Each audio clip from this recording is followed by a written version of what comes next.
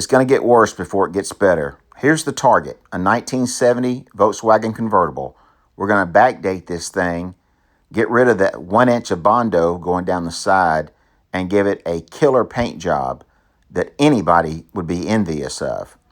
We're going to mix a little bit of mud. We're going to sling it on the body. But we've got a lot of tips and tricks to show you in this coming episode. So don't go anywhere. This is going to be packed full of fun. It's a little dent puller. They make all kinds of new ones these days that do it a lot quicker. They cost a lot more money. The good thing about the new ones, it makes these a lot cheaper. I've had mine for probably 20, 25 years and it served the purpose well. So what I'm doing, I'm working some of these dents that I couldn't dolly that have got braces behind them on the other side. You can't get to them. This area right here was, no lie, a 1/2 inch thick of Bondo. You can still see some of the Bondo down through here where I've actually chiseled it off. This whole crease down along here, I'm trying to work out. I've used some paintless dent removal tools to get in some of these areas. Just can't get it everywhere. What I'm trying to do is get the bodywork on this door as slick as I can get it, the metal work, so that it doesn't take a 1/2 inch of Bondo. Because when you put that much Bondo on something, it just cracks every time you slam the door. Now, I've showed you this before. It's a stud gun or hot spot stud gun. It does a couple of different things. You could actually put it up against here and heat your metal up like that, and it gives you a nice cherry dot to where if you're shrinking it back down, if it gets oil canny on you. But you put this little stud in here, and we can, there's a low spot right there about where I put that. So we're gonna hit that.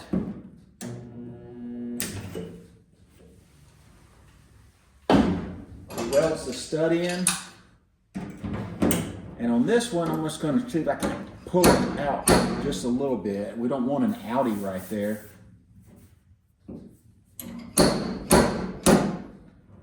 gonna back up. I'm gonna go ahead and heat that area up. Not a lot, not enough to warp it.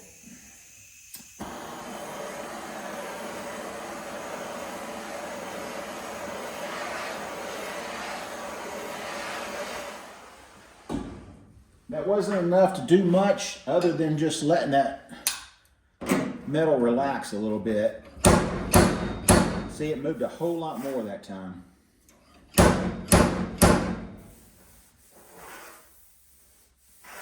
Still touch it by hand. I pulled out a lot of the dent in the center, but there's still some right there. Feels really good around here. So I'm gonna weld a stud right here and see if we can't pull out this little crease. But I am 100% self-taught on bodywork, so I do what works for me. It may not work for the next guy. Did y'all see how much that just moved?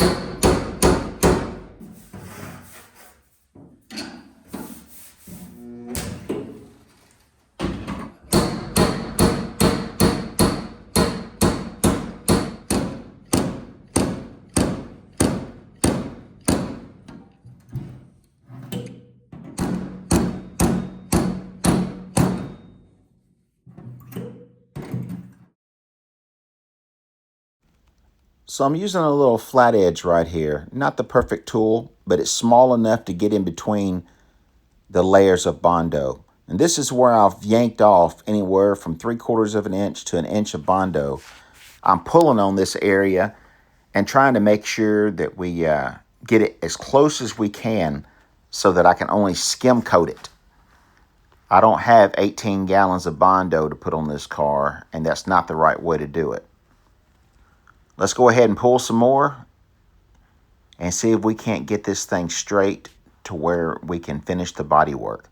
Now here, I've put some more studs in down along where the body had the worst damage, and I'm just taking my time working one stud at a time, going back and forth until I get that area completely worked the way I want it. Now, the easiest way to get rid of these studs after you're through pulling on them is just bend them over and hit them with a little 36 grit flap disc. They come right off. They're not reusable. It'd be nice if they were. I'm going to go ahead and knock down the rest of this Bondo, and we're going to double check all of our body work. We're going to try to go ahead and work a few more of these little dings and dents out. Move on to the next step. All right, time to give it another check. This time we can use a piece of aluminum, put it up against here, and I'm seeing that we've got some innies and some outies. So we need to go ahead and address these. All right, so I'm really happy with this so far. We've gotten out 75%. No, we've gotten out about 85% of all the dents. Now, there's a lot of little outies and innies going down through here that I need to dolly out. And I'll do that by welding another one of those studs onto the body, holding it while I dolly the innies back in. For the outies, I'm gonna have to go in each one of them and pull, or get a paintless dent arm in there and press it out, which I don't mind doing. Now, when it comes to body work like this, you can watch all those YouTube guys and the guys on TV all day long if you want to, that finish everything in metal. And I have done that my whole entire life. And I can tell you right now that you're still gonna have to wipe the car. It may take a fraction less body filler to do it that way, but it's going to take thousands of dollars worth of hours to put in to the body work on those cars. So that's the difference between a $10,000 paint job, a $25,000 paint job, or those guys that you see that do that. Ask the owner how much he spent on the paint job, and they still had to pretty much wipe the whole car down with filler. $100,000 to $125,000 is nowhere near out of the question for some paint jobs out there on some of the higher end show cars. So you get what you pay for. Now you can do all this at home, learn as you go, save yourself a ton of money, buy the best materials that you can buy that you know is going to last, and learn and be proud of what you did yourself. Or chances are the guys that aren't watching me, they're shipping the cars to somebody like me, and they're paying $100, $125 an hour, up to probably $200 an hour for us to dent free their body and then do body work and paint on it. So you get what you pay for, spend some time at home, do it yourself, learn a few tips and tricks from Spanky and anybody else out there that knows more than me. But hey, I'm happy with this. We don't have any oil canning in it anymore where we did before, because that big old dents that were all in here, pushed in, wiped over with a 1/2 inch of Bondo, smoothed out, nobody ever knew it was there. I feel happy with this. Now, I found some more Bondo up here that's probably it's about as thick as 4 credit cards put together. So we've got to knock that off and just see if it's part of the floating that they did to get that contour again, or if it's got its own worries up here. Now I've looked for another door. This is a rust-free door, a great door other than this right here, and we're fixing that. So without having to buy an aftermarket door, which wouldn't fit, I think we're doing a good job. So let's carry on. Removing all the old Bondo and everything off of this quarter and getting the quarter pulled back out to where it doesn't need a whole lot of Bondo, I found these little holes. And what these are is the old dent pullers from back in the 70s, where you would drill a hole, run a screw in there, and pull with your slide hammer. Now we have those pins that you've seen me weld on and use before, and now we even have guns that just zip on and they pull them off, they pop off each time you pull. So That's the next tool I like to get. We're gonna weld these up. So I just got through welding up some holes up here that you can't see anymore, thank goodness, where this door came off of a different car. This door right here came off of a different year model at one time, maybe, or it had extra holes up there. They were also filled with Bondo. You do not want to do that. So we're going to weld up these holes right here and see if we can't get this all one piece. After we get that done, I'll go ahead and wipe my panel bond over all the welded areas, and that'll keep any of this from ever coming back. Now, I'm being very careful not to heat these areas up because I don't want to warp anything that I've already fixed. Also, be careful when you're grinding. This thin sheet metal, little grinder, can mess things up. No welding helmet, no safety glasses. I know, I'm bad. Don't do what I do. Should be a disclaimer at this video.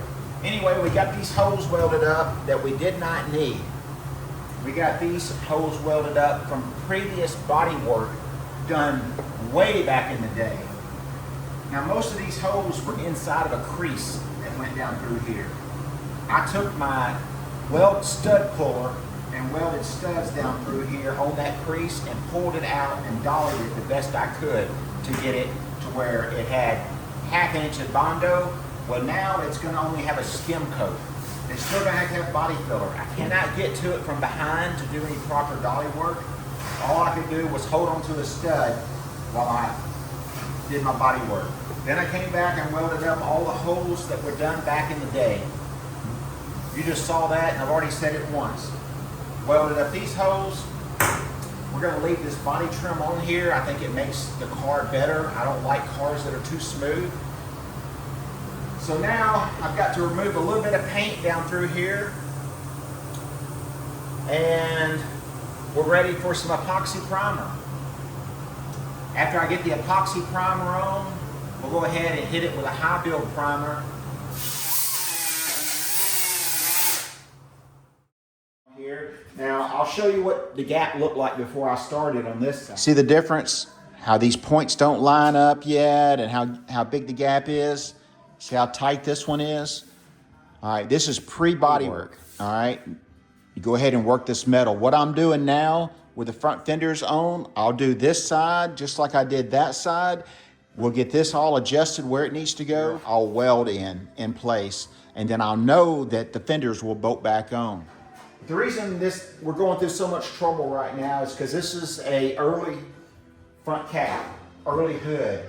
The hood's from a 67. This fender right here is an NOS fender from 56. This is a 56 to mid 60s new fender. Get this piece welded in place, and then guys, we're ready for body work. Ready to start getting after it.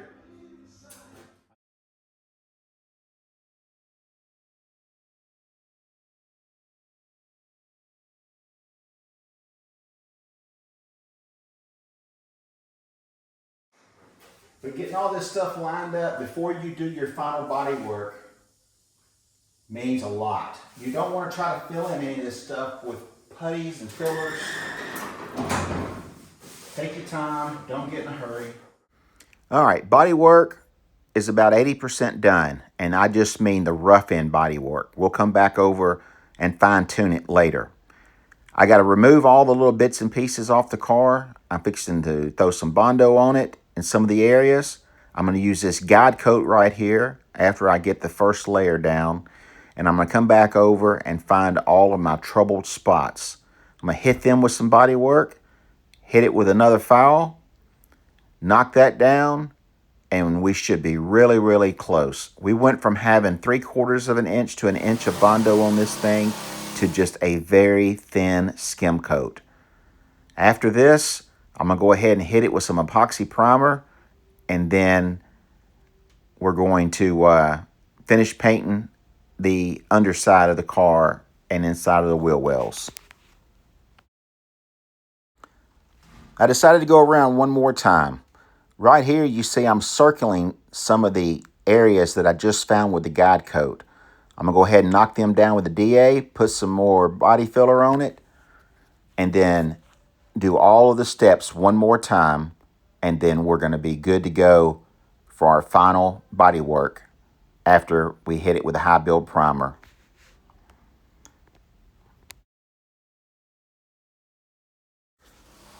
Now, putting this guide coat on and sanding it down with a flat file board or long board, whatever your weapon of choice is, makes a tremendous difference. It will show you things that you'll never seen before.